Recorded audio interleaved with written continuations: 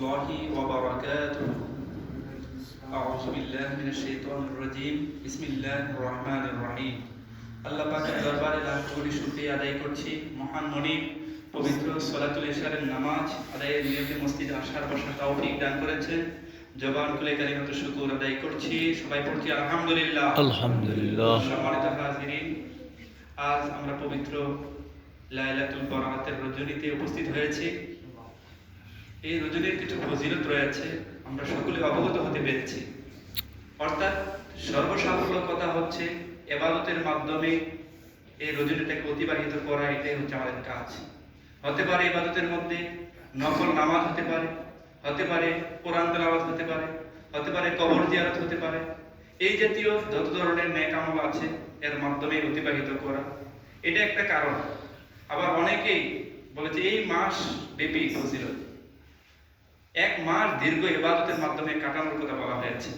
কারণ আমরা আল্লাহ পাকের রহমতের প্রতীক্ষায় আছি। আল্লাহর রহমত ছাড়া কোন ব্যক্তি জান্নাতে যেতে পারবে না। এক সাহাবী প্রশ্ন করেছেন, ইয়া রাসূলুল্লাহ, আল্লাহর হাবিব সাল্লাল্লাহু আলাইহি সাল্লাম থেকে একটা হাদিস এসেছে যে রাসূল সাল্লাল্লাহু আলাইহি সাল্লাম কবর জিয়ারত করতে গিয়েছিলেন। আম্মা জান আয়েশা রাদিয়াল্লাহু তাআলা জিজ্ঞাসা করলেন, ইয়া রাসূলুল্লাহ, আপনি কোথায় গিয়েছেন? তখন আম্মা জান রাদিয়াল্লাহু তাআলা বিশ্বনবী সাল্লাল্লাহু আলাইহি ওয়াসাল্লাম সাক্ষাৎ হয়েছে। আসার পরে বললেন, হে আয়েশা, তুমি কি চিন্তা করছো আমি তোমার উপর জুলুম করব?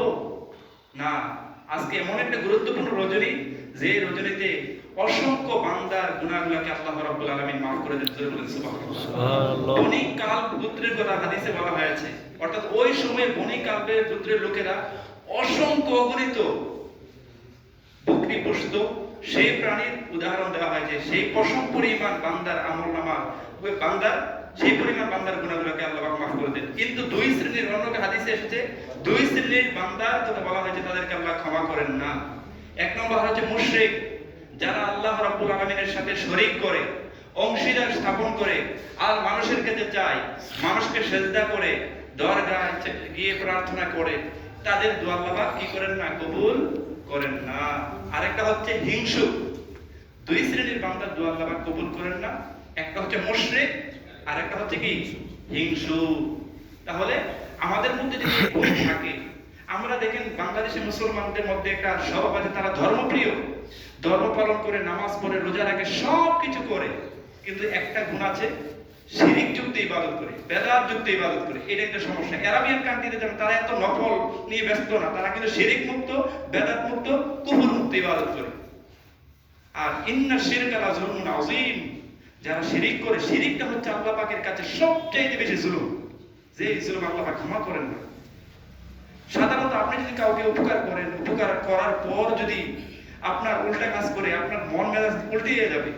তেমনি আল্লাহ পাক অসংখ্য অগণিত নিয়ামত আমাকে আপনাকে দিচ্ছেন, 24 ঘন্টা দিচ্ছেন। ওয়াইন তাউদ্দু নিয়ামাতাল্লাহি লা তুহসুহা, তোমরা যদি আল্লাহ নিয়ামত রাশিগুলোকে গণনা করতে চাও, নো নেভার, কখনো গণনা শেষ করতে পারবে না। অসংখ্য নিয়ামত দিয়েছেন আল্লাহ পাক। দেখেন যাদের হাঁটার চোখ নাই, তাকে চোখের দেখার নিয়ামত থেকে আল্লাহ বঞ্চিত রেখেছেন।